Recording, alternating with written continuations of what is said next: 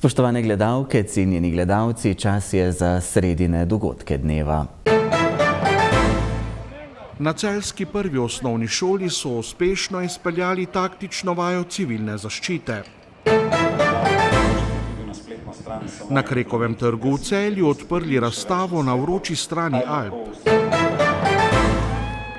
Nogometašice Celja četrtič zapored državne prvakinje v futsalu.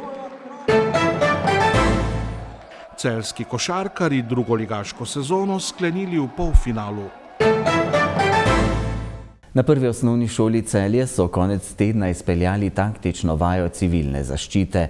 Njen namen je bil seznanitev s protokoli in operativnim načrtom, ki bi stopil v veljavo ob potresu 8. stopnje po evropski makrosezmični lestvici.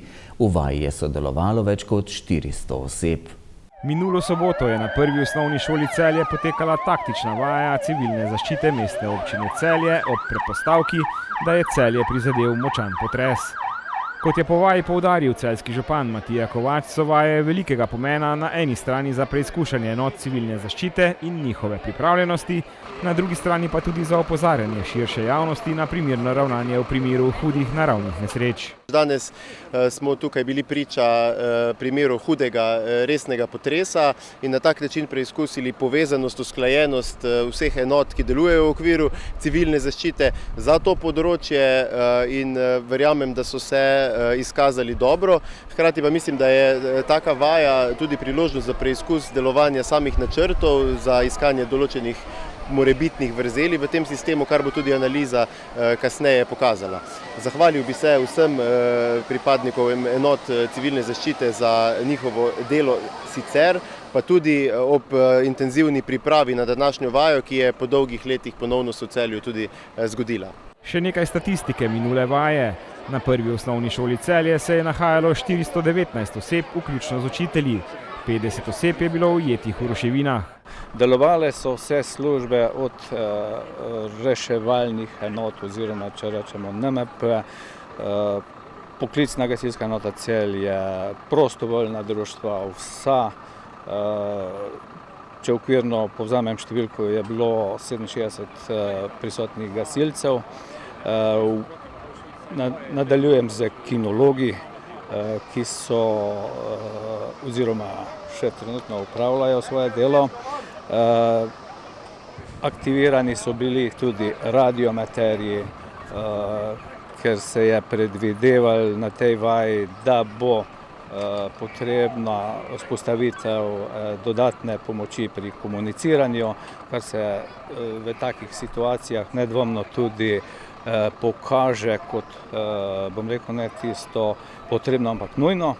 Namen vaje je bil seznanitev s protokoli in taktično operativnim načrtom, ki bi stopil v veljavo ob potresu 8. stopnje po evropski makrosezmični lestvici. Danes smo se že ob 9. zbrali štab civilne zaščite mestne občine Celje z vsemi sodelujočimi službami in smo dejansko po sistemu vodenja in odzivanja na dogodke, ki temelji na ICS-u iz tujine, smo organizirali vodenje tega štaba.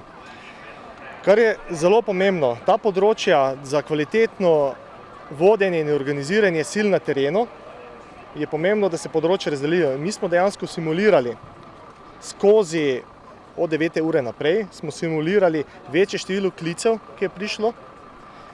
Področje smo organizirali na vodja področja operacij, logistika, načrtovanje, administracija. Tako kot vidite tukaj na slikah, so se področje razdelile med člane štaba. Dejansko vsak je imel svojo zadolžitev. Kar je tu mogoče za lokalno javnost pomembno, da če pride do takega potresa, je to danes bil samo en sektor. Pomeni ena pikica tule spode pod hierarhijo. Mi smo v štabu zajeli celotno območje mestne občine Celje in smo se ukvarjali za celotno mestno občino Celje. In teh sektorjev, tako kot je danes tole bil sektor prve osnovne šole, je bilo vzpostavljenih več sektorjev, da smo razdelili Celje glede na obsežnost potresa.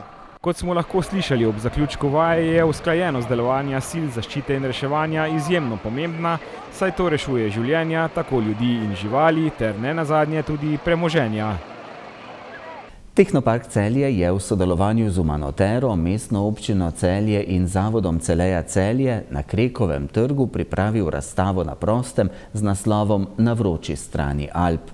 Razstava, ki prikazuje načine za ublažitev podnebne krize in zmanjševanje negativnih vplivov na okolje, bo na ogled do 15. maja. Tehnopark Celje je v centru Celja na Krekovem trgu pripravil postavitev razstave na velikih panojih, ki pod naslovom Na vroči strani Alp s podnaslovom Življenje v času podnebnih sprememb predstavlja številne možne posledice današnjih podnebnih sprememb po Sloveniji. Razstavo sta pripravila Umanotera, Slovenska fundacija za trajnostni razvoj, ter Ministrstvo Republike Slovenije za okolje, podnebje in energijo. Poleg številnih podatkov so z računalniško simulacijo predstavljene fotografije kot na primer poplavljen Tartinijev trg v Piranu in poplavljene nabrežine Drave v Ptuju, usušene gozdne in druge površine, na primer v Kobilarni Lipica, zeleno in v pašnik spremenjeno smučišče na Mariborskem Pohorju in še in še. In vse to ob fotografijah trenutnega stanja, ko še ni teh sprememb. Zelo nazorno in poučno, pravzaprav kar zastrašujoče, predvsem pa žalostno. Več o razstavi pa Andrej Gnezda, generalni direktor Direktorata za podnebne politike, Ministrstva za okolje, podnebje in energijo, ter soavtorica razstave doktorica Renata Karba iz Umanotere, Slovenske fundacije za trajnostni razvoj. Ta razstava Na vroči strani Alp je nastala v okviru projekta, ki ga vodimo na Ministrstvu za okolje, podnebje in energijo in na zelo plastičen, poljuden način prikazuje, znanstvene podatke, ki so jih pripravili sodelavci na Agenciji za okolje, kaj lahko pričakujemo v Sloveniji zaradi podnebnih sprememb, zaradi emisij toplogrednih plinov. Namen razstave pa je, da motivira ljudi, jih povabi, da v svojem vsakdanu prispevajo k temu, da zmanjšamo emisije in poskušamo čim bolj ublažiti podnebno krizo, kateri smo žal že vse bolj priča v zadnjem obdobju. Veliko slišimo o tem, kako so podnebne spremembe nevarne in da je to velik izziv v 21. stoletju, ki ga moramo rešiti, ampak malo imamo pa informacije o tem, kako se to pozna tukaj, pri nas, v Sloveniji. Tako da smo želeli te znanstvene napovedi prevesti v en razumljiv jezik, nazorno pokazati, kako se bodo podnebne spremembe odrazile pri nas, na našem gozdu, na našem morju, na naših smučiščih, kjer bo snega čedalje manj. Tako da to je bilo osnovno vodilo in predvsem seveda želimo poleg tega, da ozaveščamo ljudi, tudi jih motivirati, da se aktivirajo na področju blaženja podnebnih sprememb. V Sloveniji, ki se zaradi svojih geografskih značilnosti segreva hitreje od svetovnega povprečja, zametki posledic globalnega segrevanja že občutimo v obliki pogostejših in daljših vročinskih valov, močnejših suš, pogostejših ujm in poplav ter zim z manj snega. Takšne spremembe že prinašajo spremenjene pogoje za pridelavo hrane, izumiranje živalskih in rastlinskih vrst, hitrejše širjenje nalezljivih bolezni in veliko gospodarsko škodo.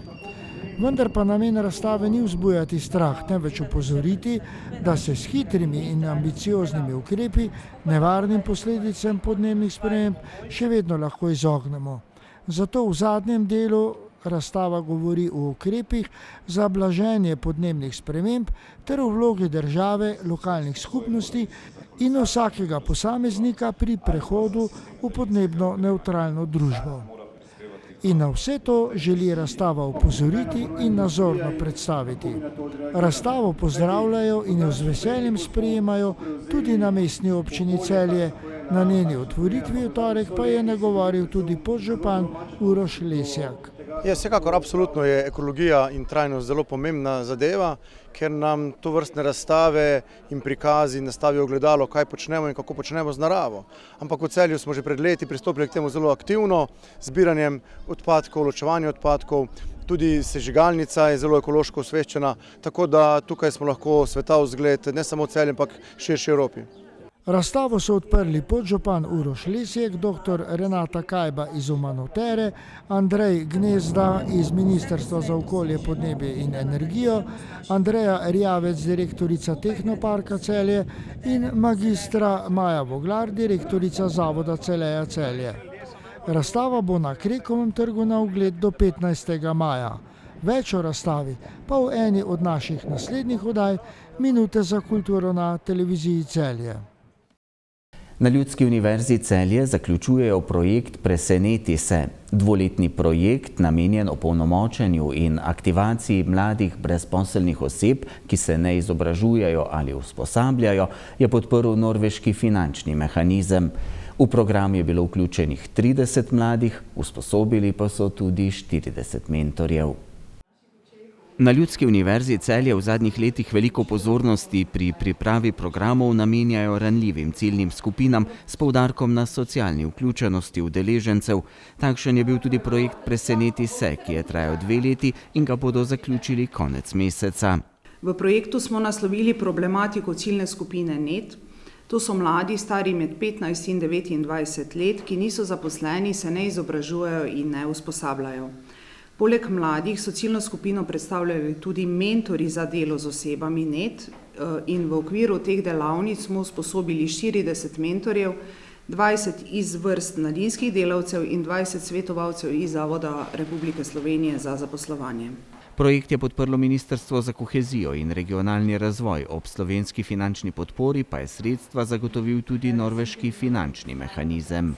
Dejstva so, da skoraj polovica oseb NET nikoli ni bila v stiku z Zavodom Republike Slovenije za zaposlovanje, 90% neregistriranih oseb NET nikoli ni delalo, zgolj 1 izmed 4 neregistriranih oseb NET si aktivno išče zaposlitev, 65% neregistriranih oseb NET je neaktivnih in ne išče zaposlitve.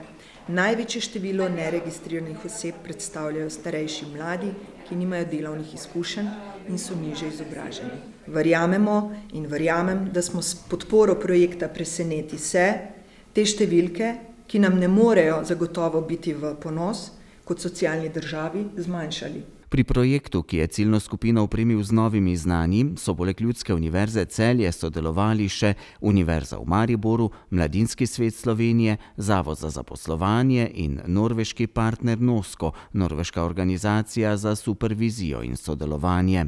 Udeležba je vključevala psihosocialno in karierno svetovanje, različne vsebinske in motivacijske module, vsakega posameznika pa sta spremljala 2 mentorja. Tekom projekta so se udeleženci srečevali z različnimi ovirami, kot so pomanjkanje motivacije, različne socialne stiske, zdravstvene težave, družinske obveznosti, oddaljenost, odsotnost socialne mreže in druge.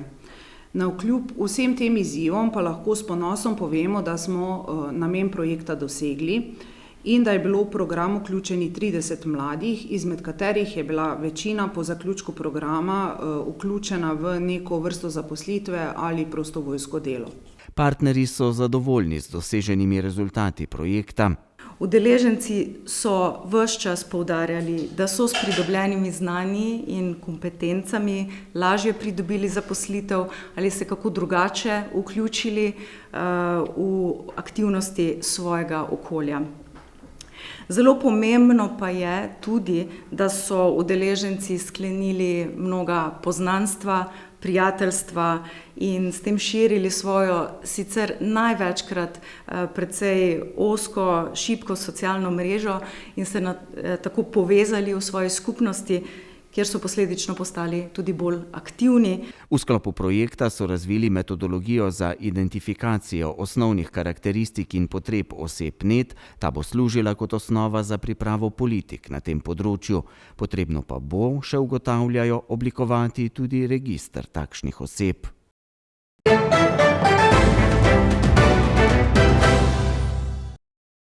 Nogometašice Celja so 6. in 4. zapored postale državne prvakinje v futsalu. Celjanke so v finalni seriji s 3-0 v zmagah premagale Košano. Varovanke trenerja Blaža Adamiča so 3. finalno tekmo v dvorani Prve gimnazije v Celju dobile 7-2. Celjanke so tretjo finalno tekmo v Kajuhovi dvorani dobile z visokih 7-2. Zelo prepričljive so bile v celotni finalni seriji, ki se je končala s 3-0 v zmagah. Kapetanka Sergeja Kos je bila udeležena pri vseh 6 celjskih naslovih.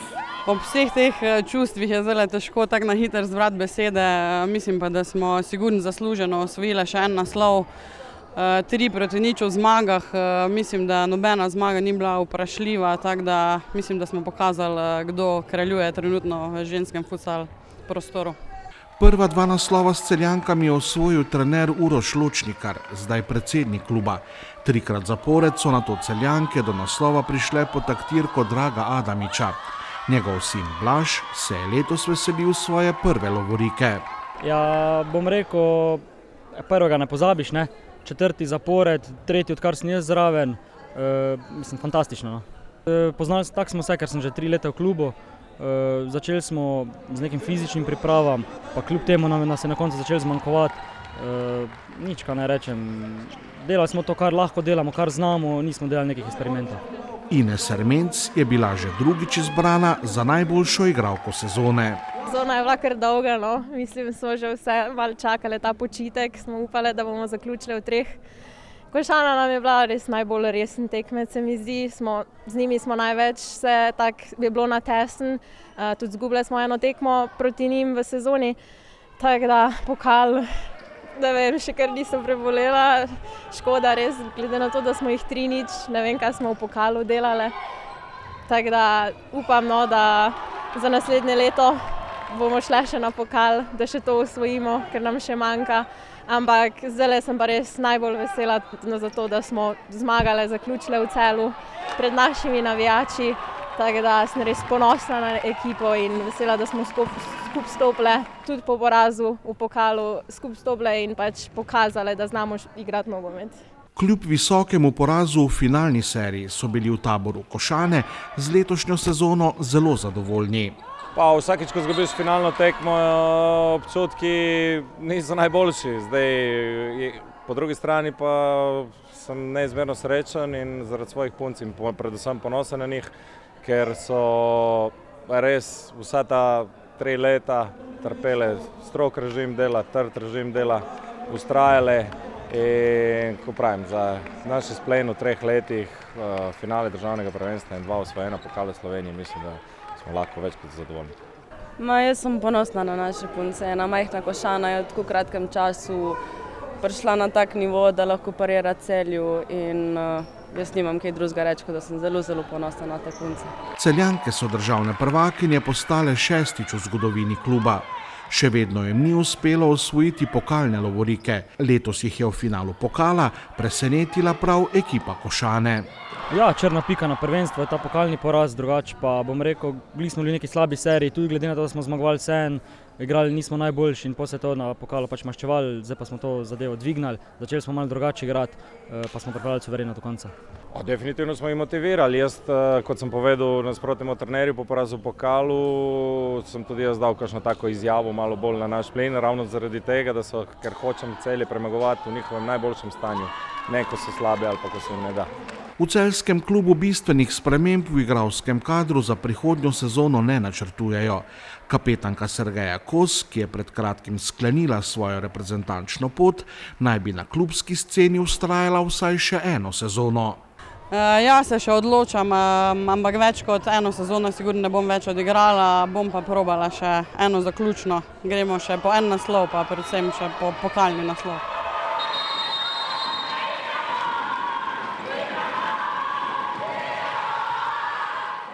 Košarkarji Plame Pur so prvi finalisti druge košarkarske lige. Sinoči so v dvorani na prvi osnovni šoli v Celju z rezultatom 71-67 premagali Celjane in jih z 2-0 v zmagah izločili iz nadaljnega tekmovanja. Laščani so na drugi polfinalni tekmi s 75-92 izgubili na gostovanju na Vrhniki. Drugi finalist bo znan po tretji tekmi, ki bo 16. aprila v Laškem. Bistriški Japodi na eni in celjski Grofje na drugi strani so v dvorani prve osnovne šole v Celju pripravili odlično vzdušje. V njem je dolgo kazalo na zmago gostiteljev, ki so vodili večji del tekme. V finišu so gostje izkoristili ne najbolj pametno igro Celjanov v napadu, ki so poizkušali predvsem z meti za 3 točke. Za nameček pa so po nekaj osebnih napakah v izpolnjenem bonusu gostom omogočali izvajanje prostih metov. Že z uvrstitvijo v polfinale so v celjskem klubu močno presegli pred sezono zastavljene cilje. Odigrali smo 2 tekme v naših zmožnosti. Čestitam Ilirski Bistrici na zasluženi zmagi. Mi smo prvoten cilj ustvarili, obstane kolegi. Drugi cilj nam je bil, da ne izpadnemo v četrtfinalu, nego da pridemo do polufinala. Ilirska je bila boljša, jaz jim čestitam svojim fantom, pa lahko samo čestitam na celotni sezoni in tudi na današnji prikazani tekmi. Mislim, da je to današnja tekma dokaz in zahvala za tisto, kar se trudimo celo leto. Vedno eden zmaga, eden zgubi, fantje so dali vse od sebe in v takem miru tudi, ko zgubiš, ni težko in jaz sem vse en dan zelo zadovoljen. Čestitke fantom za borbenost čez celo leto. Dosegli so več, kolikor smo si želeli in pričakovali. Naslednje leto mogoče korak dlje, ampak vse skupaj. Važno, da nas veže šport, danes nas je šport povezal, tribune so se tresle, ljudje so navijali, mislim, da danes nobeden ne odhaja razočaran. Na koncu, tako ste rekel, vedno je samo en zmagovalec. Celjani so v lanski sezoni izpadli v 3. slovensko ligo. Pred letošnjo so se v 2. vrnili administrativno in si kot edini cilj postavili obstanek v ligi. Redni del sezone so končali na 3. mestu, v končnici izpadli v polfinalu. Ovo je pravljica za nas. Tako kako sem povedal, mi smo bili na začetku sezone, to so drugi govorili, jedan od glavnih favoritov za izstop, mislim, da bi izpadli iz lige. Na koncu smo končali na 3. mestu.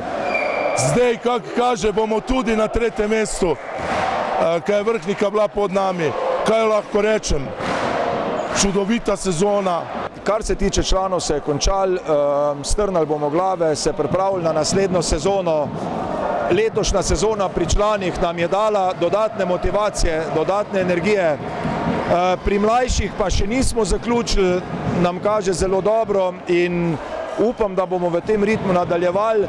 Na koncu v klubu je skoraj 200 otrok željnih igre in mislim, da je naš največji uspeh to, da smo otroke spravili na igrišče in da igrajo in da se smejijo in da so zadovoljni. Po mnenju celjskega trenerja Vladimirja Rizmana jim v končnici ni veliko manjkalo do uvrstitve v 1. slovensko ligo. To so malenkost. Mi smo v rotaciji, nas je premalo, mi imamo 9 igralcev. Zdaj pa lahko rečem mi, da bi kjer prišel na naš trening, bi se smejali. Mi imamo 9 igralcev, mi smo trenirali po 9, 6, 7 igralcev. Ovo je čudovita sezona. Za nas, za klub. Jaz mislim, da bomo iz tega izašli še močnejši in v končni fazi, tako kako sem jaz povedal. Jaz si želim naslednjo leto s Celjem napadati 1. ligo. Vladimir Rizman računa, da bo ostal na celjski klopi tudi v prihodnji sezoni. Tudi predsednik Urban Majcen si večjih kadrovskih sprememb v klubu pred prihodnjo sezono ne želi. Sicer je to nikoli ne veš, ali po pogovorih, ja. Zaenkrat težko napovem nekih večjih sprememb, če ne bojo kakšne posebnosti, si ne želim. Želja pa je, da še več mladih dobimo v klub in da jim damo voljo do športa, ki mislim, da jo nasplošno zmaguje, naj nas povezuje šport, dobra volja, športni duh, namesto telefoni in SMS-i. Celjski košarkarji so v 1. slovenski ligi nazadnje igrali pred 31 leti, v sezoni 1992-93. Bi se lahko že v prihodnji sezoni, po več kot 30 letih, spet skušali vrniti med slovensko elito? Z največjim veseljem, seveda brez sponzorjev, ne gre. Tle Cinkarna Celje odigra svojo glavno vlogo, občina, še ogromno manjših individualnih sponzorjev in seveda brez njih ne gre. Mislim, da Celje si zasluži prvo ligo, vse pa je seveda odvisno od financ in od uspešne izbire igralcev. Malo sreče, pa mislim, da lahko stopimo stopničko više.